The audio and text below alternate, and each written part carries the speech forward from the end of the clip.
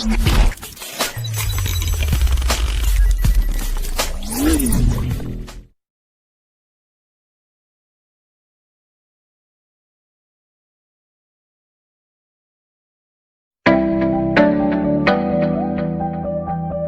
ini dibuat untuk memenuhi salah satu tugas akhir mata kuliah Strategi Belajar Mengajar yang diampu oleh Bapak Harlen Simanjuntak, MPD. Sebelum memulai video ini, saya akan memperkenalkan diri terlebih dahulu. Shalom, perkenalkan nama saya Agnes Yohana Wulandari Tahayan dengan NPM 181100038. Saya merupakan mahasiswi Program Studi Pendidikan Bahasa dan Sastra Indonesia Stambuk 2018 Grup A Universitas HKBP Nomensen Medan. Di video kali ini, saya akan memaparkan kesimpulan dari permasalahan yang saya kaji dalam sebuah mini riset dan solusi masalah dalam rekayasa ide yang sudah saya buat. Proyek ini terkhusus mengenai daring bidang studi bahasa Indonesia. Judul yang saya bahas yaitu mengenai efektivitas pembelajaran daring menggunakan media online selama pandemi. Tentunya, kita sama-sama tahu bahwa hingga saat ini pandemi virus COVID-19 masih ada dan penyebarannya kian meluas di dunia, bahkan di Indonesia. Sehingga kita masih diwajibkan untuk belajar, bekerja, serta beribadah di rumah. Sedangkan vaksin COVID-19 saat ini belum diedarkan ke masyarakat, sehingga kita harus tetap sabar menunggu dan dibarengi dengan selalu mematuhi protokol kesehatan. Dalam sektor pendidikan, kita masih diwajibkan untuk melaksanakan pembelajaran daring.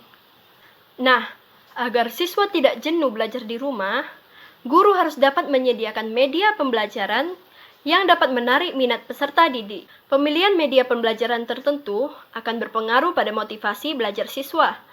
Apalagi di tengah pandemi ini, media online sangat dibutuhkan dan digunakan oleh guru dan siswa. Berbagai aplikasi digunakan untuk melakukan pengajaran, sehingga perlu didukung dengan fasilitas pembelajaran yang baik dan pemanfaatan teknologi informasi.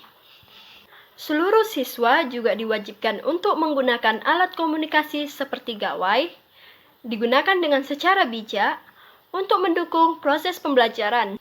Agar peserta didik tidak jenuh selama pelajaran daring, pendidik harus mampu menampilkan sesuatu yang menarik, seperti memanfaatkan aplikasi belajar online, yaitu Google Classroom, Google Meet, Zoom, Edmodo, dan aplikasi lainnya. Nah, dalam pembelajaran daring ini, ada banyak pihak yang terlibat dan ikut ambil bagian seperti pentingnya peran sekolah, peran guru, peran peserta didik, bahkan peran orang tua juga sangat dibutuhkan dalam memerhatikan anaknya selama belajar di rumah. Oke, saya akan memberitahu peran seorang guru selama pembelajaran daring. Yang pertama, guru menyediakan bahan pelajaran.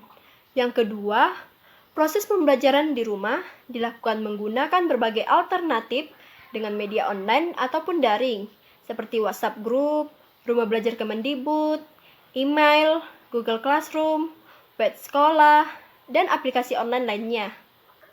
Yang ketiga, siswa mempelajari materi mata pelajaran dan mengerjakan tugas yang diberikan oleh guru. Yang keempat, guru melakukan monitoring pelaksanaan proses pembelajaran daring. Dan yang kelima, guru memberikan penjelasan jika ada pertanyaan dari siswa dan juga membuat umpan balik atas pembelajaran online yang sudah dilakukan. Selanjutnya, kita akan membahas peran sekolah selama pembelajaran daring. Yang pertama, kepala sekolah memberikan surat tugas kepada guru untuk melakukan kegiatan pembelajaran di rumah dengan kelas ataupun mata pelajaran yang diampu guru melalui berbagai media online.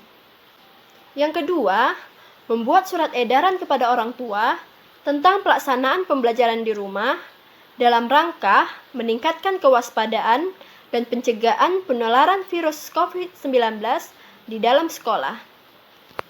Yang ketiga, melakukan sosialisasi kepada siswa mengenai media pembelajaran secara daring dan tata cara penggunaan media tersebut. Yang keempat, melakukan pengendalian dan pengawasan atas pelaksanaan pembelajaran di rumah yang telah ditugaskan kepada guru. Dan yang terakhir, yang kelima, melaporkan hasil kegiatan belajar di rumah kepada Dinas Pendidikan. Nah, selanjutnya kita beralih ke peran siswa di dalam pembelajaran daring. Yang pertama, siswa mempelajari bahan ataupun materi mata pelajaran yang diunggah oleh guru melalui media yang telah disepakati.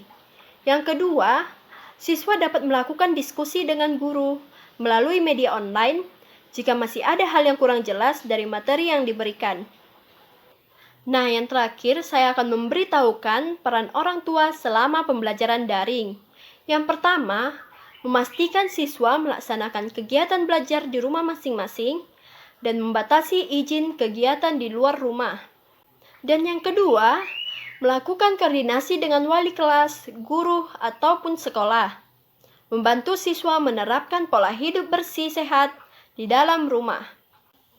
Jadi, kesimpulan yang dapat saya berikan dari proyek kali ini yaitu berbagai aplikasi digunakan untuk melakukan pengajaran sehingga perlu didukung dengan fasilitas pembelajaran yang baik dan pemanfaatan teknologi informasi. Seluruh siswa juga diwajibkan untuk menggunakan alat komunikasi seperti gawai, digunakan dengan secara bijak untuk mendukung proses pembelajaran.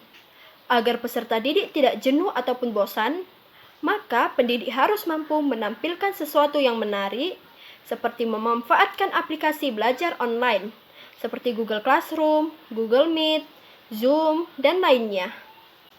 Melalui media pembelajaran online ini, belajar tidak lagi dibatasi oleh ruang dan waktu. Belajar dapat dilakukan di mana saja dan kapan saja. Belajar bahasa Indonesia yang dilakukan secara daring menggunakan aplikasi belajar online mendorong siswa untuk melakukan analisis pengetahuan, menggali, mengelola, dan memanfaatkan informasi, serta juga menghasilkan informasi dan pengetahuan sendiri. Siswa dirancang untuk melakukan eksplorasi ilmu pengetahuan secara mandiri. Melalui solusi gagasan yang diberikan, diharapkan gagasan ini dapat meningkatkan motivasi belajar siswa, khususnya pembelajaran di bidang bahasa Indonesia, karena banyak siswa yang beranggapan bahasa Indonesia itu sangat repot dan membosankan. Sekian pemaparan mengenai tugas proyek yang saya analisis. Semoga video ini dapat bermanfaat bagi kita semua. Terima kasih.